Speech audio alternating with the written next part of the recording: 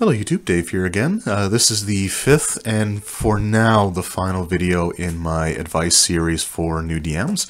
I talked about things like designing your first encounter, designing your first dungeon, designing NPCs, whether to use miniatures or not, and in this one I want to talk about running a full campaign.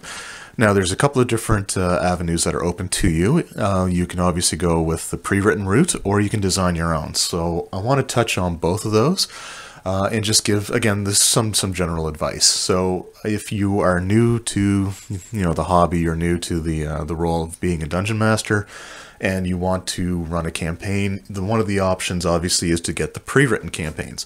So the first one released for 5th edition D&D was the Tyranny of Dragons campaign, which was broken into two different books. There was Hoard of the Dragon Queen and Rise of Tiamat, and they go for about $30 US, $35 Canadian. You can get them online cheaper than that if you don't have a local game shop. If you're a beginner, this is a good campaign to get.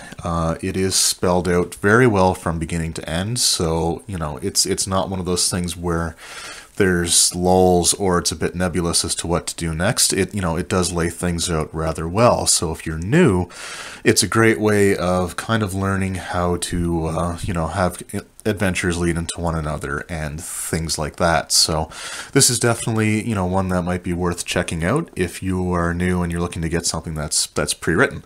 Now, they also did recently release their Prince of the Apocalypse campaign, which is a little more open-ended, and it's not quite as linear as the Hoard of the Dragon Queen one, or the Tyranny of Dragons campaign.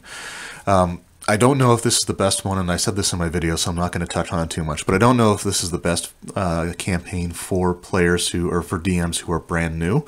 If you've had some experience playing for a few years, then this may not be so bad, even if it's your first campaign that you're running. But if you're brand new to the hobby, this one can be a little it's a little open-ended, so there's a lot more extra work that you would have to do for this. Now, when running pre-written campaigns, even ones like Hoard of the Dragon Queen and Rise of Tiamat, where they are a little bit more linear, what I always recommend is read the summary at the beginning. Like each campaign that they have has a where are we here? Sort of an overview of what the campaign's about, like what the basic storyline is. It doesn't necessarily go into a lot of detail, but it's something that I would definitely recommend reading and making sure that you understand thoroughly what the overall campaign is going to be like.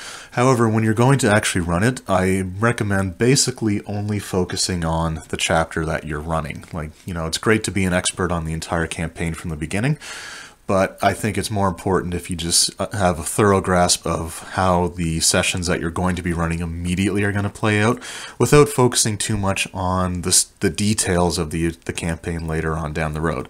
You know the basic overview, you understand the basic sequence of events, but if you really want to focus on something, just focus on the chapter that you are currently running.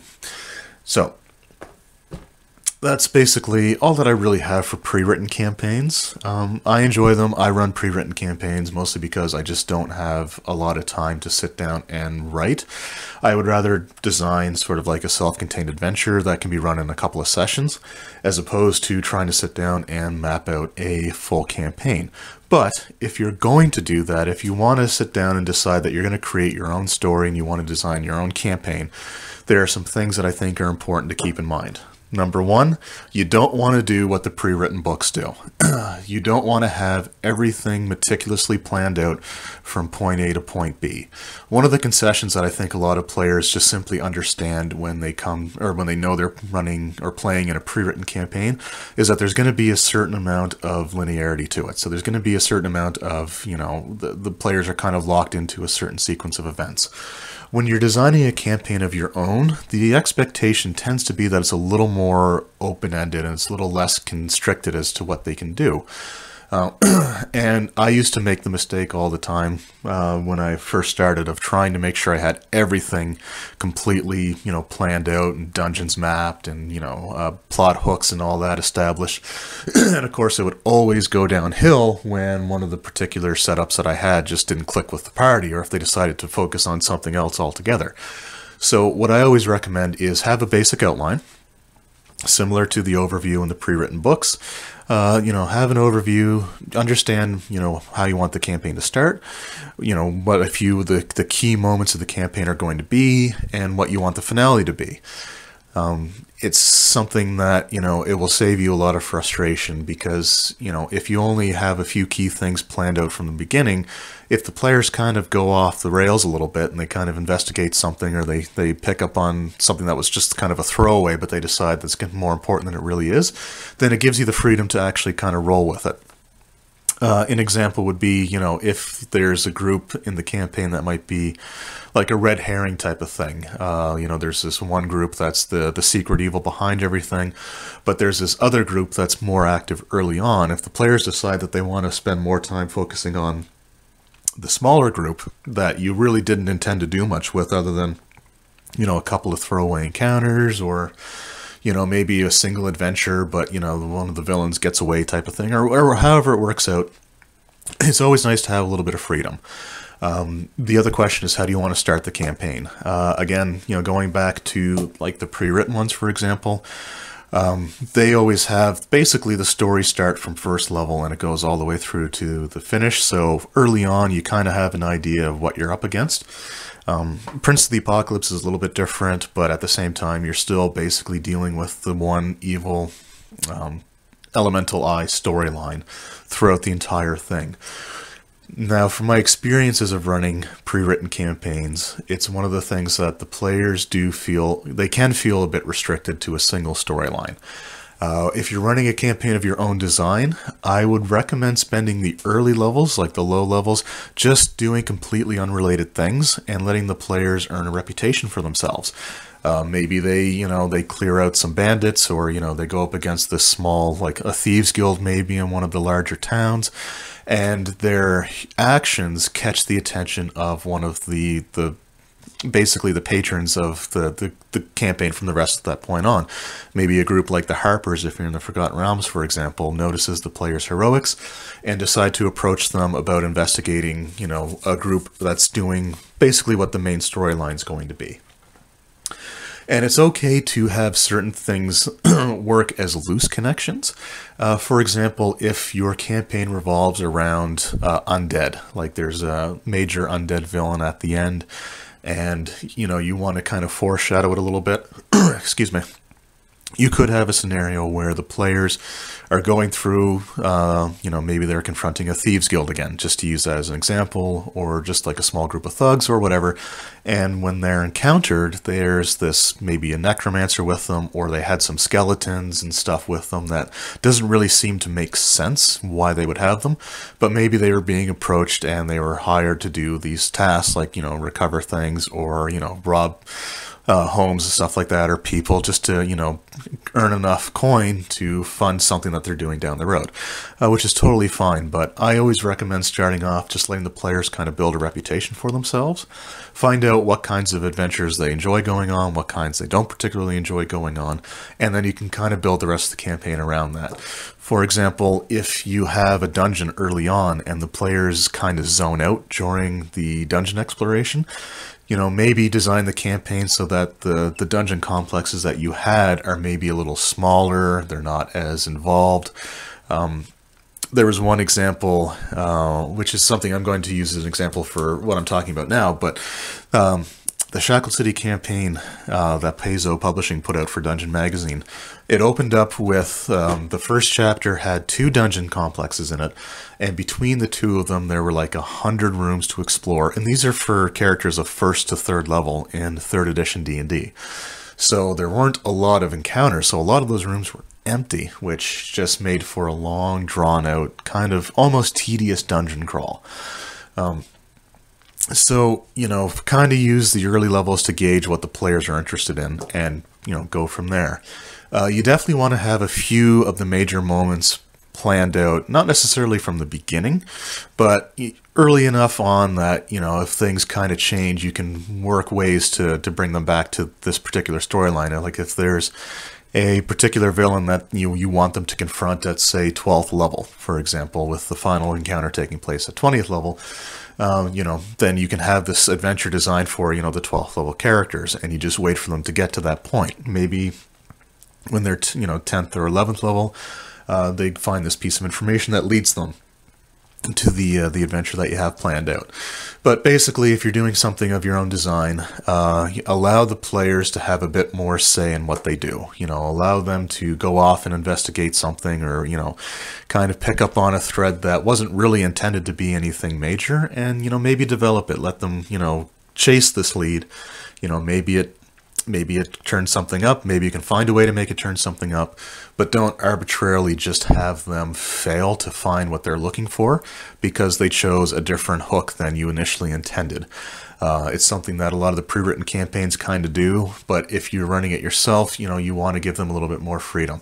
Try not to say off the bat that their actions fail. You know, always try to find something that you can use to reward them for independent thinking, basically.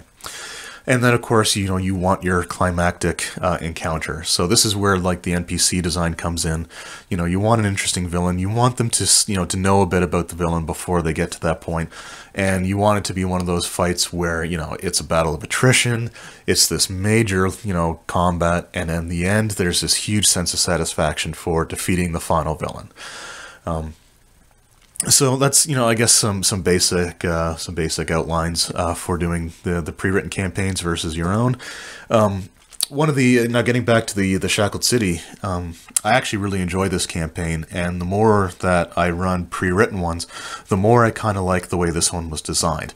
The reason for it, and I think this is a great example of how to do pre-written campaigns right, was when Dungeon Magazine first decided to do this idea of running, of having a campaign from 1st to 20th level. It was a gamble. Dungeon Magazine was not the most financially successful at that point in time. It was still being bundled with the Polyhedron magazine to get both subscriber bases, basically, to keep the thing going. And it was coming out like every second month. So, you know, it wasn't a monthly release. It was like every 2 months. So the decision to have something, they did go monthly shortly after this started, but, you know, that's beside the point. The decision to have a big section of their magazine every month or every 2 months dedicated to the single storyline that takes them all the way from 1st to 20th level was, at the time, a pretty big gamble. They didn't know how it was going to go. They didn't know how it was going to be received.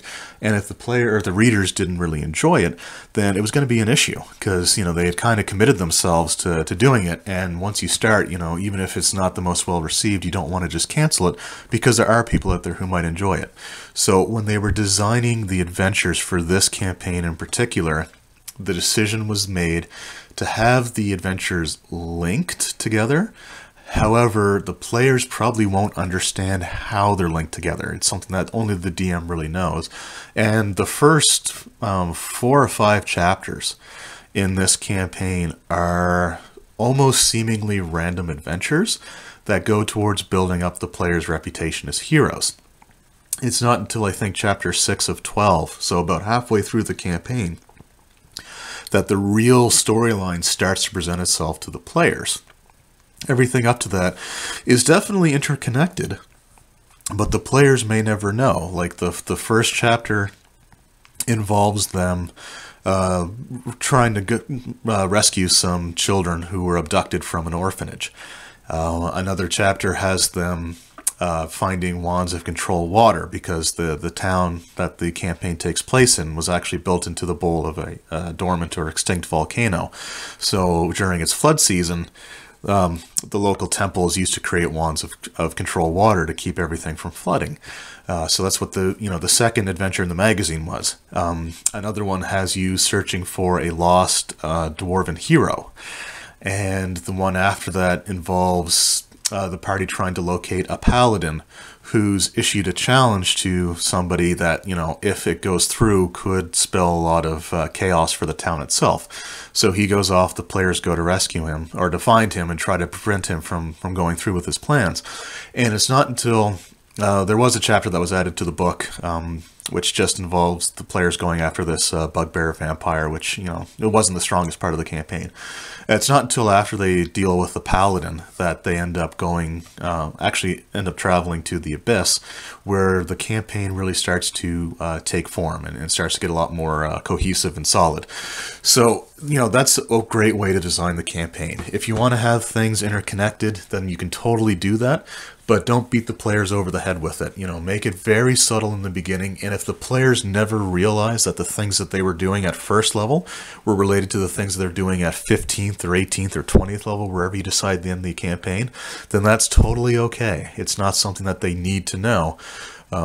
You know, you've already planned it out, you've mapped it out, but you weren't so rigidly constricted to what was going on that you couldn't let the players just kind of go off and do something completely unrelated. And I think that's important as well. Another reason to have some gaps in the main story is there are times where, you know, the players just want to do something that they consider to be fun. If it's just a single apocalyptic storyline that you're following from start to finish, it can kind of become a drag on the players. And that's what a lot of these pre-written campaigns basically are, is this set storyline that kind of gets more and more, I almost want to say depressing as it goes, or, you know, the weight of the expectations on the players becomes greater and greater. So if you're doing your own thing, if you're designing your own campaign, leave a few gaps where the players can just go off on a completely random adventure. Let them go and explore a dungeon for treasure just for the sake of exploring a dungeon for treasure. You know, let them go fight some bandits, or let them go slay a dragon, not because it's a major part of the story, but because it's something that they just want to do because it would be fun and it helps build their reputation as heroes or adventurers.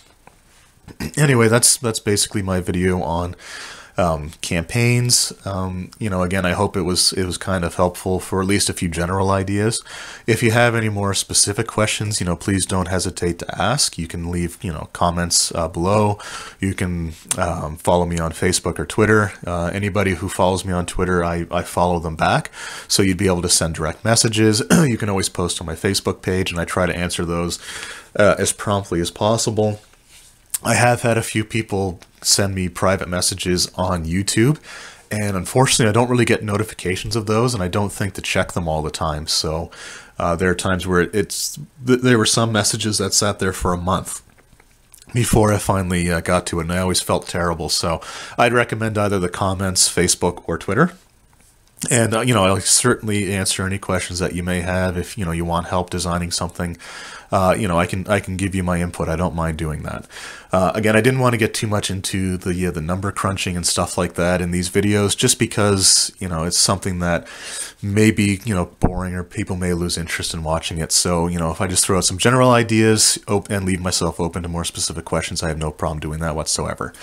Anyway, that's the last video in this series for now. If I think of any other topics, then I'll certainly make something new for them.